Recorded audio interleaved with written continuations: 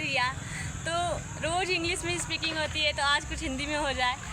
तो मैं हमेशा बताती हूँ कि मैं दो ट्यूशन लेती हूँ। तो मैं आज कुछ ट्यूशन के बारे में जो चीज़ें हैं मैं फ़ील करती हूँ, जो डिफरेंस पाया है, तो मैं आप लोगों से शेयर करना चाहती हूँ। तो पहला है कि मैं ट्यूशन पढ़ाने के जो फ़ायदे हैं।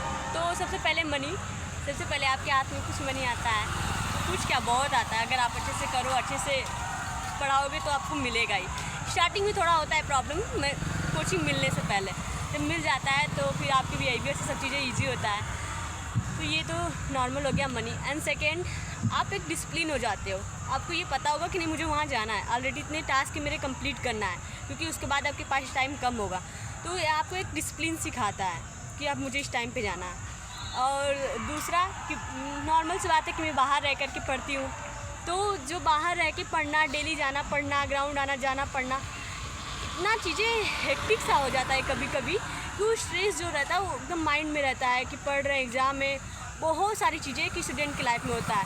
तो जब आप ट्यूशन पढ़ाते हो ना, स्पेशली छोटे बच्चे को, मुझे तो बहुत अच्छा लगता है छोटे बच्चों को पढ़ाना। तो उनके साथ आप टाइम स्पेंड करते हो। मैं डेली पढ़ाती हूँ 1 घंटा, उसके बाद 10 से 15 मिनट गेम कराती हूँ, कुछ मैथ के क्विज, कुछ इंटरेस्टिंग बनाती हूँ, बोरिंग ना लगे। तो उनके साथ गेम करते हैं, कुछ क्वेश्चन पूछते हैं उन्हीं को, कैसा आज का दिन था, क्या चीज़ें हुआ। तो इससे थोड़ा यूनिक होता है कि अपनी चीज़ें भी आप बता पाते हो, और आप भी उस समय में जा पाते हो जब आप उस समय बचपन में थे, क्या क्या फेस करते थे, वो चीज़ें रिलेट करते हो। और तीसरा, आप बहुत अच्छा ऑब्जर्वेशन बन जाओगे। ऑब्जर्व करना बहुत इंपॉर्टेंट है। आपके बच्चे के इमोशन, चीज़ें क्या हैं, कैसे चीज़ें कर रहे हैं, आपके लिए लोगों को पहचानना बहुत ईजी होगा। तो बोलते हैं ना कि आप इंग्लिश स्पीकिंग भी करो या कुछ भी करो, तो स्टार्टिंग से छोटे बच्चों का बुक से स्टार्ट करो। वैसे ही आप ऑब्जर्व करो तो छोटे बच्चे से करो। इससे आपको इंसान को पहचाना, हर एक चीज़ें, उसके इमोशन, हर एक चीज़ें छोटे बच्चे से स्टार्ट करेंगे, फिर जाकर आप बड़ों पर भी काफ़ी अच्छे समझ पाएंगे। तो स्टार्टिंग हो गया, और आपको वहाँ पर बहुत चीज़ें एक्सप्लेन करने के लिए मिलेगा।